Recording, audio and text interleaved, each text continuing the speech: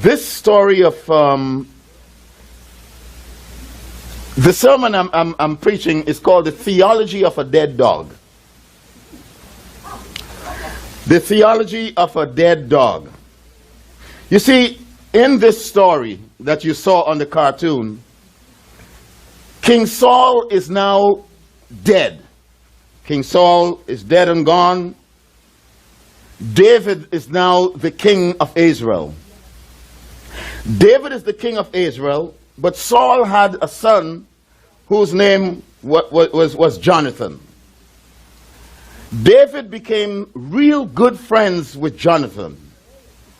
And when David became king, while he could have gloried in his victory, one day David goes out and David asks the question, is there anyone left of the house of Saul that I might show kindness for Jonathan's sake? Keep in mind the background to the story. 3,000 years ago, in ancient Israel, whenever a king took over or beat out or defeated another king, that king will kill all the descendants of the other. So as you would see on the screen, David is now the king of Israel. Saul has been deposed as the king of Israel. Jonathan is the king of Saul. And the son of Saul. I just want to make sure you're all sleeping. Under ordinary circumstances, David would look for all the descendants of Saul to kill them. So now David goes out on the veranda and David asks, is there anybody left of the family of Saul? I want to do kindness to them because of Jonathan. Now, why did he say Jonathan? Because he was a good friend of Jonathan, Saul's son. And even though Saul tried to kill David 23 times, it was Saul's son, Jonathan, who was always telling David, watch out, my father is trying to kill you. Watch out, my father is trying to kill you. And David made a covenant with Jonathan. And David said to Jonathan, whenever I become king, I want you to know this one thing. I'm going to look out for all your descendants.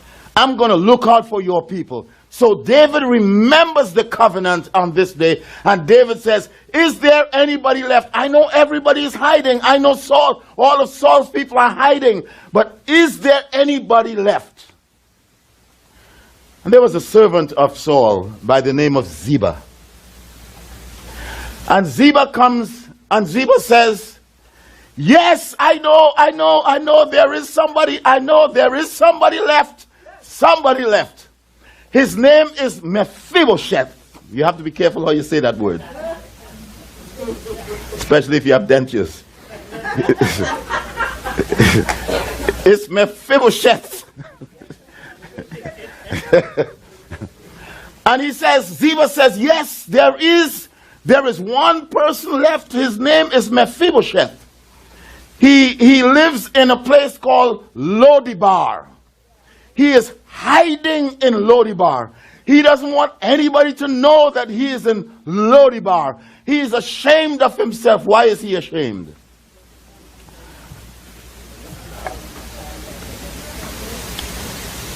Mephibosheth was 5 years old when the war was going on between David and Saul, and all the people in the palace began to run, and there was a servant who got a hold of Mephibosheth while he was 5 years old, a nurse, trying to run away so that Saul will not kill them. And here it is that the nurse, in running away, the nurse fell with Mephibosheth, 5 years old, and Mephibosheth became crippled from his waist down. So Mephibosheth is now crippled, and Mephibosheth is hiding in Lodibar. And it's not only that he's hiding, but he's ashamed of his condition. He's ashamed of who he has become. He's ashamed of what people are saying about him. He's ashamed to face the world, and he is living in Lodibar. And David says to Ziba, go get him. Go get Mephibosheth. Well, let's call him Phoebe. It's easier. He says, go get Phoebe. And here they bring Phoebe, and Phoebe thinks, well, this is my last day that I'm going to be alive, because David has sent for me, and I know the custom. David wants to kill all the descendants of Saul. Ziba says, you have to leave Lodibar. You must leave Lodibar. You must leave that place of shame. You must leave that place of disgrace. You must leave that place where you think that you are a nobody. And he convinces Mephibosheth to leave Lodibar and come to Jerusalem and come to the palace. And look what is happening in the palace. He comes to the palace, and he knows, and you saw them pulling him by the hand. He says, he knows this is the last day I'm going to be alive. David wants to kill me. And he comes to David, and he falls prostrate before David. And he says, I know, this is my last day. I know, just go ahead and kill me. And David says, no, I've not called you here so that I might kill you, but I've called you here. It's the Hebrew term sheseth. Sheseth, which is mercy, compassion, grace. That's what I want to shower that. David says, that's what I want to shower on you. And Mephibosheth says, what is this, my servant? What is this, your servant, that you would want to show kindness to a dead dog? Ruth, you know it. You got it. To a dead dog like me.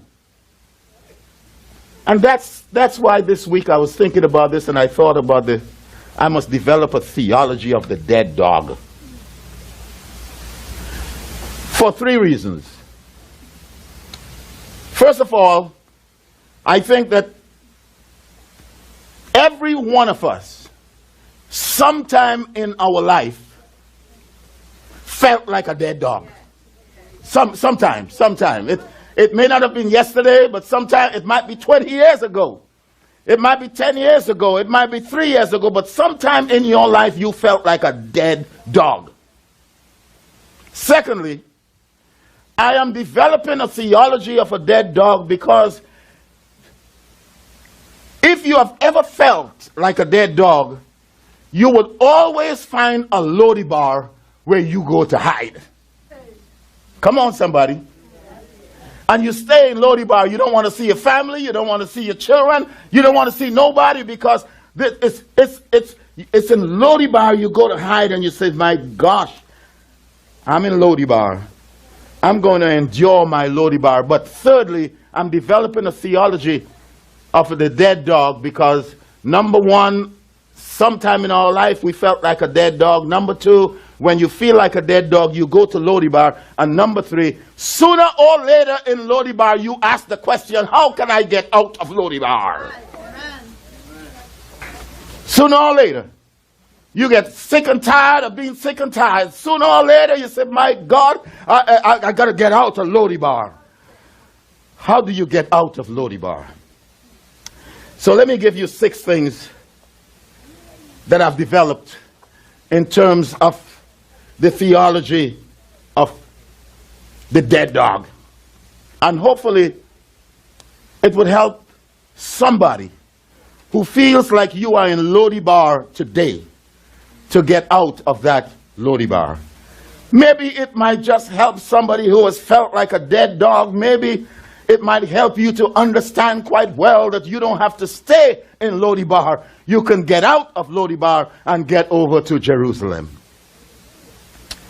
Number 1, in my theology of the dead dog, is that God extends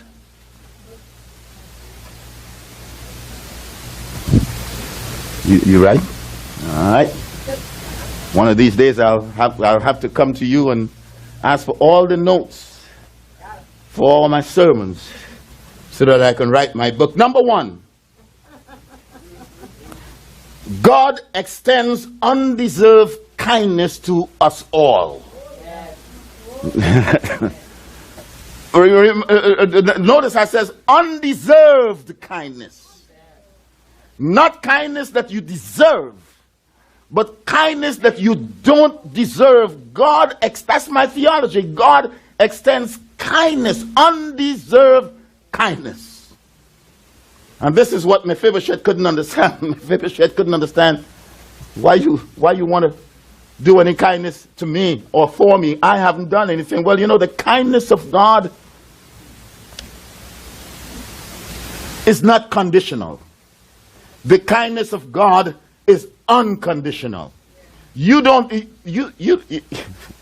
I had a good conversation with my Calvinist friend the other day.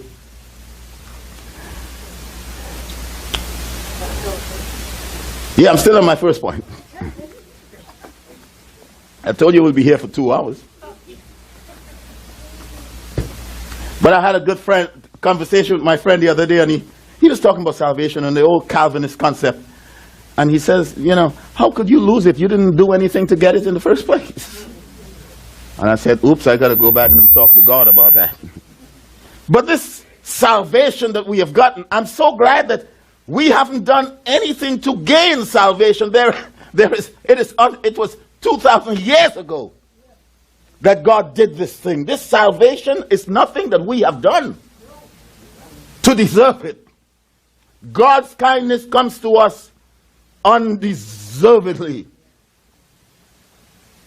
In calling herself a dead dog, I think what was happening was that he was saying, I am in Lodibar mainly because I'm contemptuous. I feel like contemptuous, despicable, a worthless creature.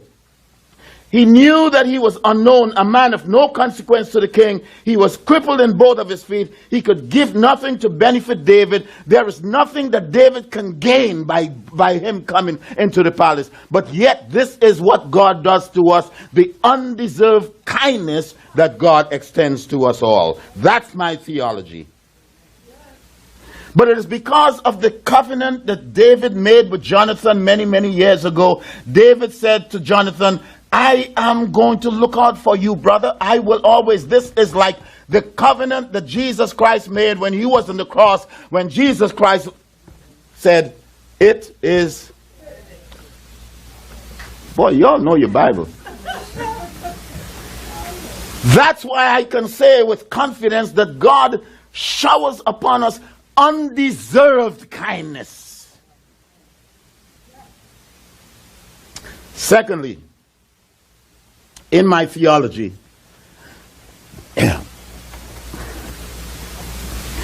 is that, let me tell you what the first one is now. What is the first one? God extends undeserved kindness to all of us. Secondly, got to shout on this one.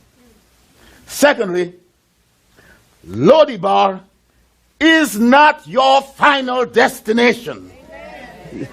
Lodibar is not your final destination. You might be in Lodibar now, but that's not your final destination. What a mighty God we serve. Crippled, but that's not your final destination. Ashamed, but that's not your final destination. Forgotten, but that's not your final destination. God will not leave you in Lodibar. Huh. Is anyone left? That's the question. And as long as you are living in Lodibar, understand quite well that God is asking that question. Is anyone left? Yes, I'm left. I'm here. Oh my gosh, I'm in Lodibar, Lord. I'm here. You don't have to be ashamed for being in Lodibar. You ought to be ashamed for staying in Lodibar. Because once you accept the fact that you are in Lodibar, then you know you can get out of Lodibar. And later on I'm going to talk about this Lodibar because, when we talk about what Lodibar really means. But let me tell you now, the meaning of Lodibar really means no pasture. Who is that? Who preaching my sermon? Empty and dry. Oh my gosh, I got Bible scholars in here now. I got to watch my P's and Q's. That's what Lodibar is. A place that's so destitute, a place that's so barren. But God does not want us to stay there. Lodibar. You can live in Lodibar as much as you want, but I just want to remind you, you don't have to stay there.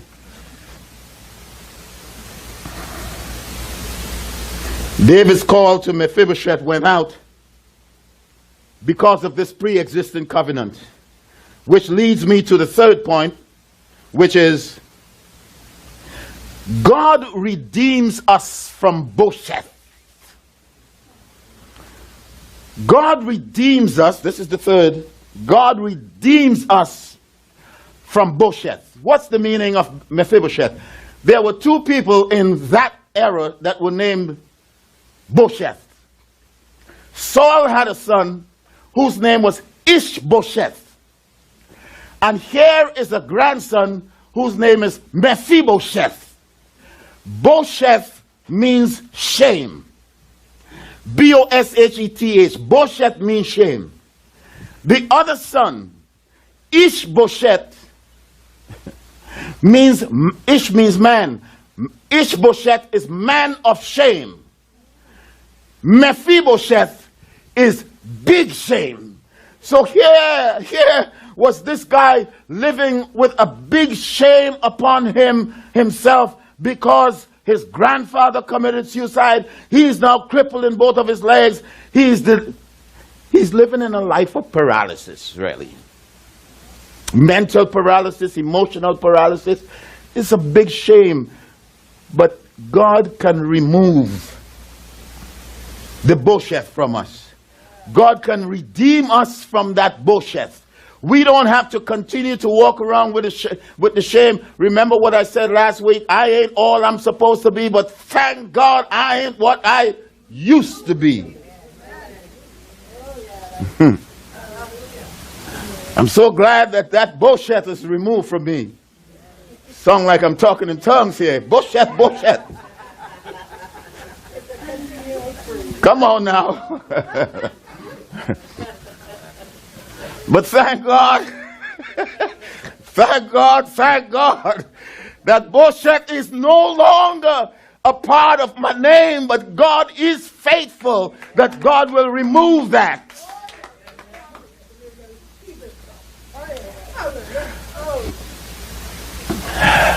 Let me tell you how I know God will remove the shame. All of you know I left Trinidad in 1968 and as a minister, and I came here and I backslid and became an alcoholic and a drug addict and all that kind of stuff. And after many, many years, I went back home. And I was on a radio program talking about how God redeemed me and how God is so faithful.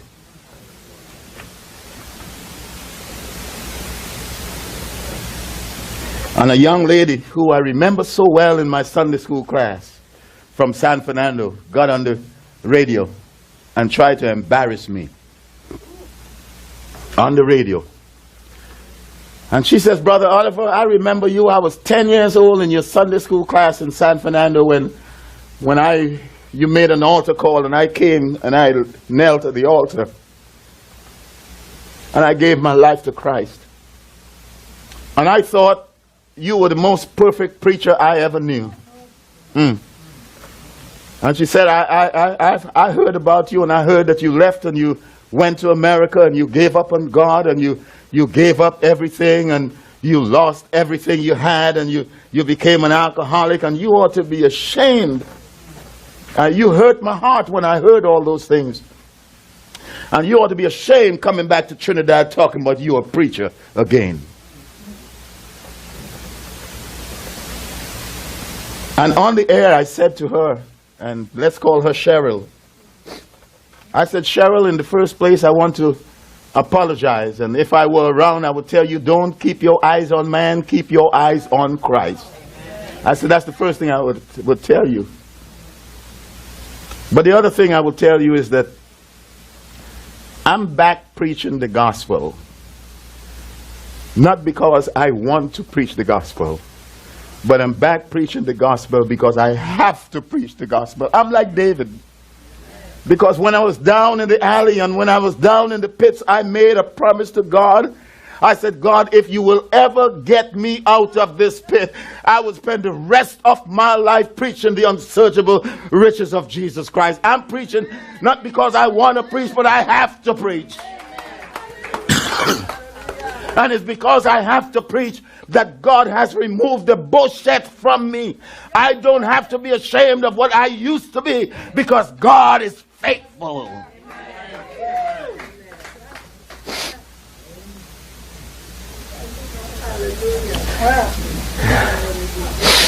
God also redeems us from in this bullshit. Sometimes the shame that we carry is not because of anything that we have done, but sometimes it is because what some other people have done. You know, some people could be cruel. This is not one of my points. Some people could be cruel. And it is nothing that Mephibosheth did. It's the nurse that was running with Mephibosheth. The nurse was running. He was 5 years old. The nurse stumbled and she fell, and Mephibosheth fell. And she didn't realize how much injury was done because of the fall. And here she is pulling Mephibosheth, and from then on, he was crippled from his waist down. Sometimes shame is brought on us not because of what we did, but because of what some other people did. But God redeems us and he lifts that bullshit from us. Thank you, Lord. Hallelujah. Thank you, Lord. Oh, thank you, Jesus. Thank you, Lord. Thank you, Lord. Number 4.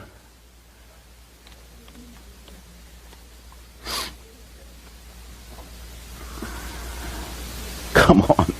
Boy, I don't know. You probably forgot what it's like to be in Lodibar. Boy, you probably, some of you who have never been in Lodibar, I feel sorry for you. You don't know what God's grace is like. You don't know what God's redemption is like. You don't know what the lifting hand of God is like.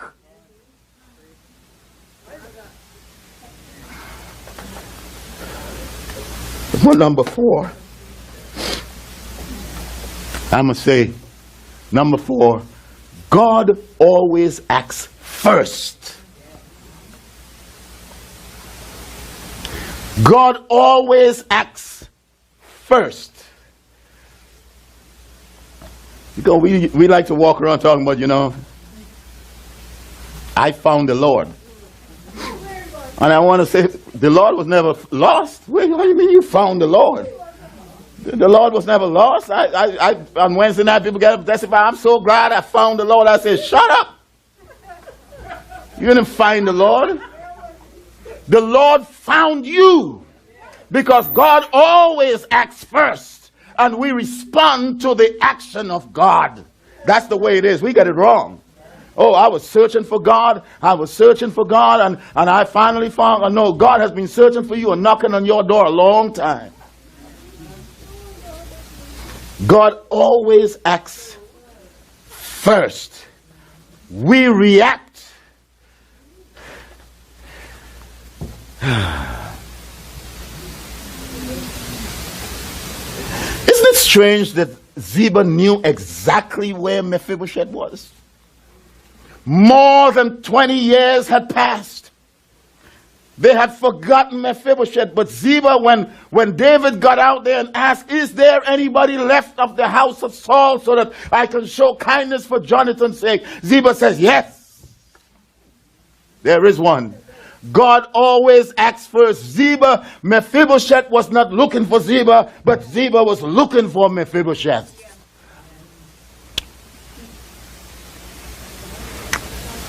Oh, it reminds me of something, that if God always acts first, The sequitur to that is that if God always acts first, it means that God always knows where we are. Yeah. If God acts first, it means God always knows where we are. If you are in Lodibar, understand God knows you are in Lodibar. Woo, Lord. God knows exactly where you are.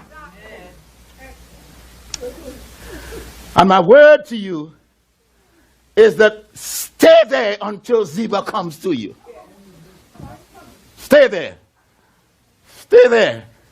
Wait for the word, no pasture, no word. Wait there, wait there, wait. Sometimes you just have to wait.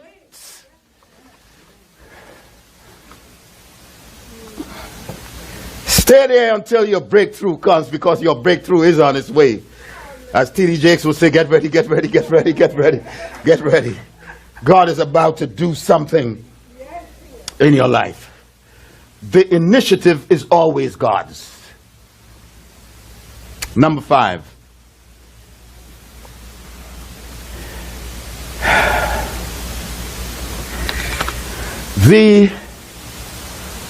And I'm so glad, Cassandra, you sang that song and you didn't even know what I was going to preach about, but not that song, the other one. And number 5 is this: the forgotten always becomes the remembered. The forgotten. I'm not forgotten. I'm not forgotten. I'm not forgotten. I'm not forgotten. And in this theology of the dead dog, the forgotten always become, by the grace of God, becomes the remembered. And I know sometimes we feel that God has forgotten us, but you wait until Ziba finds you. And when Ziba finds you, you're going to hear Ziba saying, the king wants to see you. The king wants to see you. But you can't stay in Lodibar. When the king says the king wants to see you, you got to get out of Lodibar.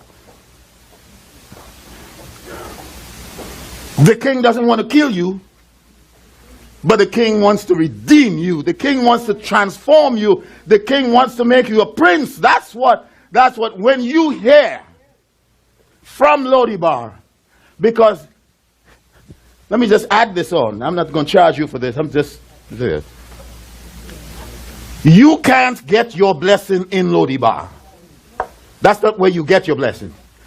You have to come. By the grace of God, you've got to come out of Lodibar. And when you come out of Lodibar, that's when God blesses you. That's the test of obedience. The king wants to see you. Oh, no, I don't want to go. No, the king wants to see you. And when you hear that word, you know that bullshit is about to be removed from your life. You know that shame is about to be removed from your life. Then you know, number 6, mercy, compassion, and grace always trumps fear. He was afraid. He was afraid of David.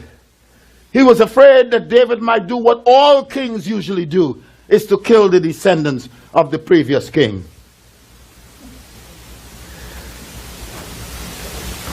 One thing when we are in Lodibar is that we forget our legacy.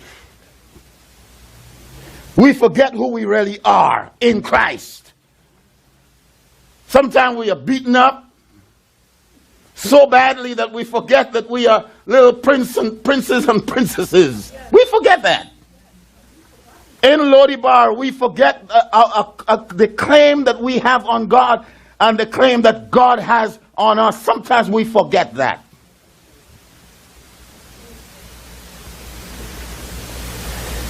Cicero lived about 50, 60 years after Christ. This is a Latin phrase that is often used. It's necessary autum quid ante quum natus sis accident. It is semper esse purium. Which means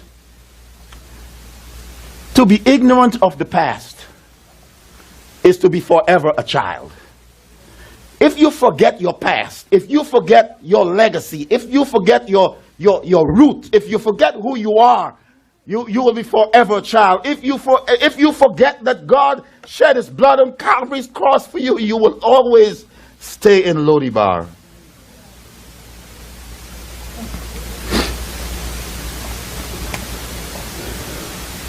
So I bring a word to you.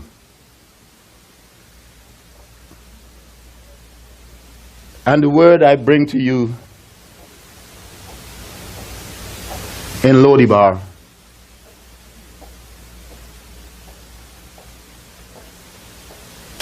is fear not. God doesn't want to kill you, but God wants to bring you out of Lodibar.